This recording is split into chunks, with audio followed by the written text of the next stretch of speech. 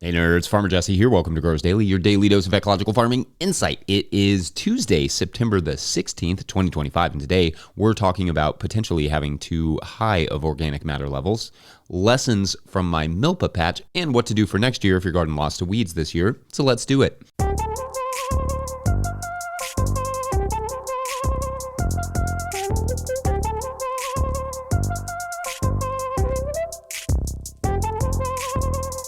All right, everyone, welcome to Tilth Tuesday. Every Tuesday this year will be brought to you by our friends at Tilth Soil. If you're looking for compost or propagation mix, check out tilthsoil.com. Link is in the show notes. I hope everyone is having a workable start to your mid-Septembers. First, before we jump in too far, I wanted to give a little shout to Patrick McGovern, who passed away last week. Quoting the Times obituary, Patrick was, quote, an archaeologist who analyzed ancient cauldrons, shards of pottery, and broken bottles to discover and then recreate the alcoholic beverages that intoxicated prehistoric civilizations, including booze found in the tomb of King Midas. End quote. I always found Patrick's work to be really fascinating and enlightening in terms of the human relationship to alcohol and how alcohol shaped civilizations and agriculture throughout history. So I wanted to give that shout because Patrick's done a lot of really interesting stuff. A not insignificant percentage of modern agriculture was shaped by alcohol production, and I learned a lot about that through Patrick's work. I'll link that book in the show notes. Also unrelated, the Kentucky Composting Conference is coming up in October, on October 9th and 10th. I'm going to join a panel on one of those days, so you can learn more about that in the show notes. Hope to see you all there to spread composting and compost access in Kentucky and surrounding areas. Got another theme song in yesterday, which we will get to you in the coming days, probably not tomorrow, but maybe Thursday. And keep those coming all month long. They've been so much fun. And of course, the 20-second garden videos are always a treat as well. Please keep those coming to farmermike@notillgrowers.com. Also, if you're wondering why I'm sort of whispering, it's like 5:30 in the morning and everybody's still asleep. So anyway, otherwise, today I thought I would discuss the milpa patch I did this year. Now, to be clear, I'm not an Indigenous American, obviously. So for a long time, I've avoided using this specific milpa / Three Sisters style planting for that reason. But I got a couple questions specifically from some Indigenous growers about their soils for this method of growing this past winter. And I felt like I didn't have a really helpful insight on it. Also, because this is a style of large-scale food production developed here in the Americas with squash, corn, and beans as the centerpiece, I wanted to see some admittedly poor, unceremonial version of it in action. So I decided to try a few different things this year in that vein of planting corn, beans, squash, and sunflowers together just to see what I could learn. So I'll lay out what I did, what I learned, and what I will change for next year because I definitely want to keep learning from this idea. It was one of my favorite areas of the garden all season for just how lush and happy it looked, even when the world around it was turning brown and crispy from the heat and drought, which we had plenty of. First, the milpa patch started with a so-so cover crop that I mowed. Then I hilled up the beds with a rotary plow. Then I tarped it. Hilling it up there, like getting the pathways kind of poured on top of the beds, was probably my first mistake because it brought up too much in the way of weed seeds, even with the tarping. So that was a little bit of a battle to just keep it under control. But anyway, after a few weeks of tarping, I sowed beans, sunflowers, and popcorn in the same row at the same time with the corn primed, so soaked, so it would germinate and grow faster, which for the corn that I had, the popcorn, it worked pretty well. I used a mix of beans, not knowing which would do best. Then I started the winter squashes in the trays around the same time. When they were ready, I planted them between the beds of popcorn, beans, and sunflowers. Now, traditionally, some growers will do these in mounds. Others will do them in rows. Some will sow specific crops at specific times, but the timing and the style I used was honestly more just about fitting these into my current system that I already use, the 48-inch beds. The beans and sunflowers did not overly outrun the corn, though I would consider planting the sunflowers maybe like a week later if I was going to change anything because they were definitely the most aggressive of the three. Also, when I do this again, I will probably not plant so many different varieties of squash. I got like 5, I think. 1 or 2 is probably plenty. The crops also, all of them probably needed a bit more fertility and more spacing. The squash, the corn, the beans, all of it. Everything turned out just a bit small, even for a honey nut squash, which is generally a handful-sized squash anyway, but it was probably like 3/4 of its normal size. And a lot of that probably, honestly, was just moisture. But I liked the insect interactions in this patch. I liked the lack of pests and disease. I liked the shade, and I think the squash liked that too. It could have used some water at times. Like I said, for sure, it wasn't immune to the drought entirely. It just looked a lot better. And in that way, it did the best of any of our dry farmed areas through August, where we got almost no rain. Harvest was relatively slow for sure, and the beans did not do as well as I would have liked. So again, I think everything would have done bit better with more fertility. Rain, obviously, we'll take more of that. And perhaps if it was planted a touch less densely. That said, it did feel like a success. Of course, there is no surprise here that it would be productive and will be more so with some tweaking. This style of agriculture fed millions of indigenous Americans over thousands of years, but it was cool to finally get some, albeit incomplete, insight on it. I hope to keep working on this idea for our specific context over the coming years. I went ahead and sowed the same plot to a cover crop this week, and we'll alternate the beds again next year in the same area before moving the milpa to a different patch in the future to allow this patch to maybe fallow for a year under cover crop. Anyway, we'll keep you all updated if you want to hear about it. But for me, this is just about gaining experience, but I'm also excited to enjoy some popcorn and pumpkin this fall, maybe even at the same time. I mean, as the saying goes, if it grows together, it goes together. I'm not sure how I'm going to work the beans into that pairing. Anyway, we're going to take a quick break, and when we come back, too much organic matter? BRB.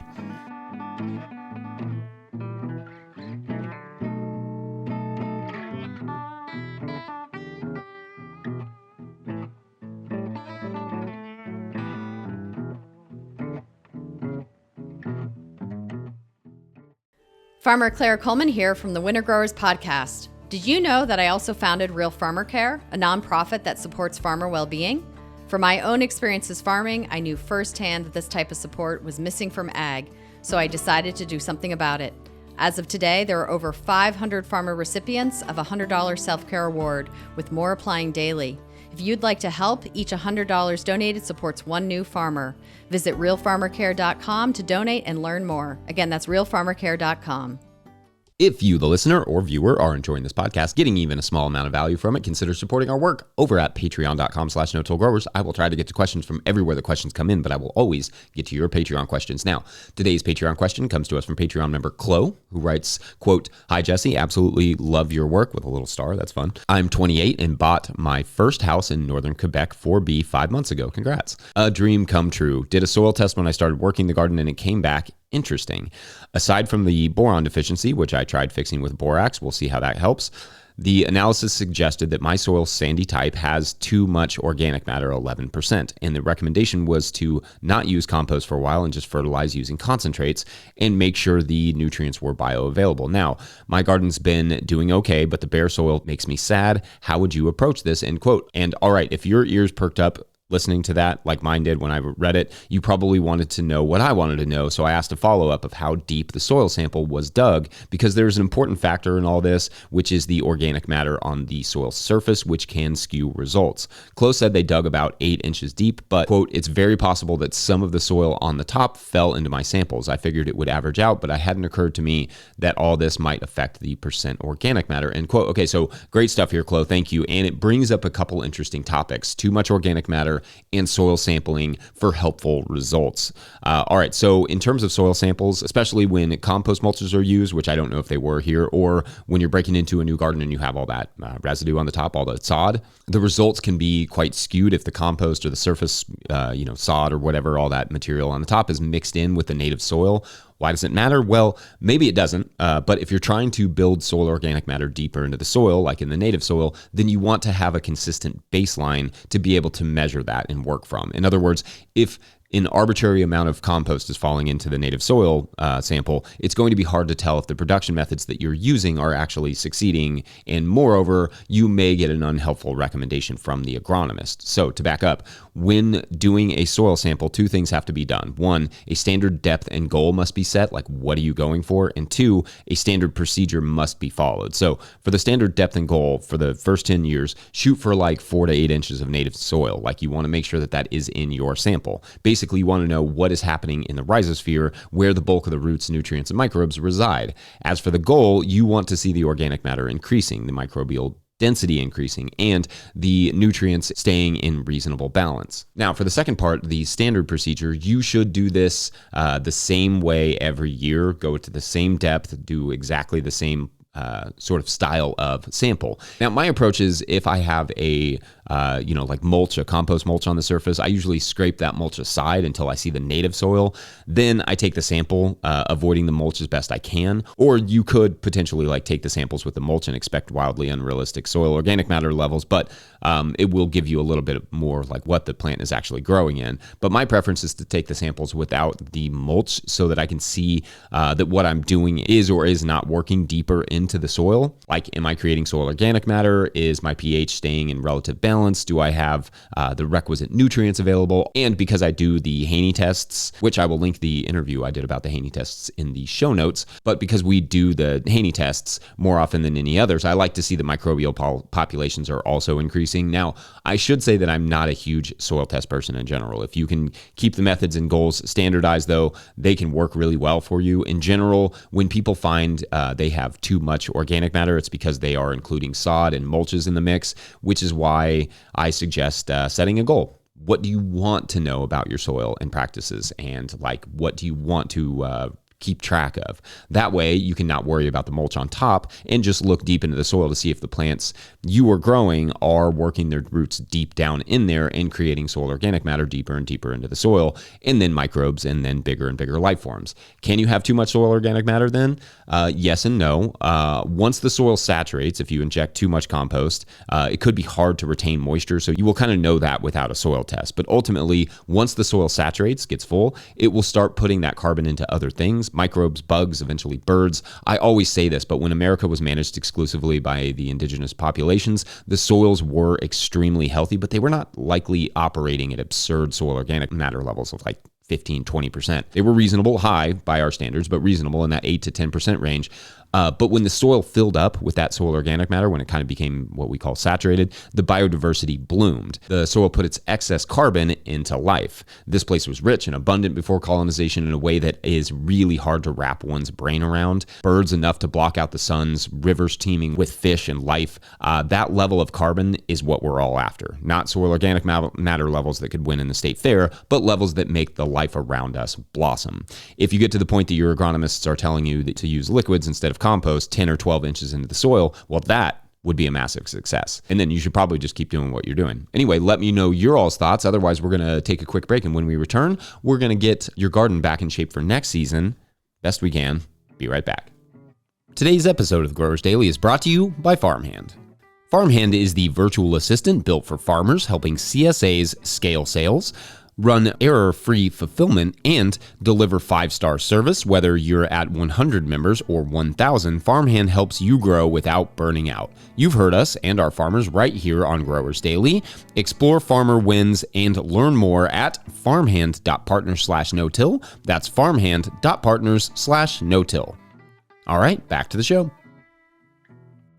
All right, so I've kind of talked about this recently, but I know, at least for some of you, May was super hopeful and glorious, but by July, that hope was gone, like literally buried in some weeds, beneath some grasses or bindweeds or amaranths or whatever. So you mowed it or you gave up, and now you're looking at basically the same thing that you started with, like a field of weeds or grasses. Now, you want to reclaim it, you want to try again, but maybe this time it's a little bit worse because there's weed seeds and perennial grasses and that sort of stuff have reestablished themselves, so what to do? All right, well, the first thing is to try and take stock of the weeds, like what weeds we're dealing with here. Was it annuals like spiny amaranth, which are painful but manageable within a season, or was it perennials like Johnson grass or Bermuda grass that took over and decided to pop a squat? Because perennial weeds can be a little bit more difficult than your annual weeds. If it was mostly summer annuals like amaranths or lamb's quarters or something along those lines that don't survive the winter but do put down a lot of weed seeds, then this is a problem with one of 3 solutions. The first solution is mulch. Neither of those plants that I mentioned, but most of those sort of annual weeds appreciate being mulched, which is good for you. That mulch can be whatever makes sense in your context and for the crops that you grow. But if you mulch over top of them really well and do not expose the soil again, they will not be so much of a problem. If mulch is not an option, though, then stale seed bedding is probably going to be your best option. That is prepping those beds again in the spring, however you plan to do that, and then not planting anything. Soak the beds, get them to germinate, cultivate the weed seeds, and then possibly repeat that process again if need be. Amaranths in particular are very shallow germinators, so any disturbance can bring up a fresh flush. Tarpon can help with either, but I find it's most effective at speeding up the stale seed bedding process. tarp to get them to germinate earlier, cultivate them out, tarp again, repeat. Then you will still have to cultivate those beds well, throughout the course of the season. Of course, if you can leave a tarp on there through the first relatively hot month, which for us is usually May, that can also help. But if you're trying to get away from plastic and get into the garden a little bit earlier, stale seed bedding will be the best option. Now, the perennial weed takeover is just going to be more complicated if that is what you're dealing with. I've talked about bindweed and Johnson grass recently already, and I've mentioned how Johnson grass does not do well under compost mulch, but loves hay and straw mulches. Bindweed cares not about which mulch you use. It's good with whatever. It's happy. Bermuda grass is similar to Johnson grass in that a good compost mulch can greatly diminish its growth, at least in my experience, whereas other mulches may not be as effective. In fact, I've got a question coming up soon from a Patreon member about non-plastic options for these. But like I said last week, most growers use a full year of tarping to get bindweed under control. There are other options, but they are just as long-term and more intensive. Something like thistle will likely need the same sort of level of commitment long-term. In these cases, if it's me, I'm going to prep the garden like it's a brand new plot of ground and tarp it until at least mid or late summer, then plant a fall cover crop followed by a winter-killed cover crop. That should get most of it in check, and then have the beds ready and happy by the spring. You will just have to remain vigilant so it doesn't happen again. In the short term, if your garden is ever just getting lost, just mow it down so you don't end up with the weed seed trouble on top of, any sort of perennial roots or whatever. Anyway, let me know your specific scenarios with all this, and maybe we can tackle a few on Friday. Otherwise, I think we're done here for this Till Tuesday. But before we go, we're going to take a quick word from our friends at Rimmel Greenhouse Systems. Whether you're growing tomatoes for market, flowers in the spring, or vegetables for your family, growing in a high tunnel protected from the weather provides the right environment for a harvest you can count on. Rimmel greenhouses are strong, durable, and easy to assemble, offering the quality you need to grow productively year-round.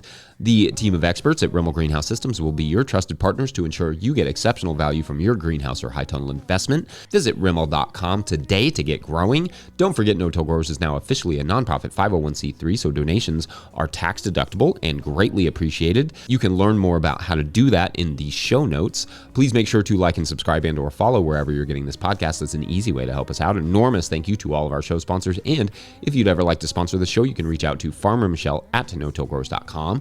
Huge shouts to Willie Breeding for the theme music and Mike Hilbert for the production help and editing. Also, shouts to Epidemic Sound for the background music that you can hear. Pick up a hat like this one, or a copy of my book, The Living Soil Handbook, at notillgrowers.com to support our work.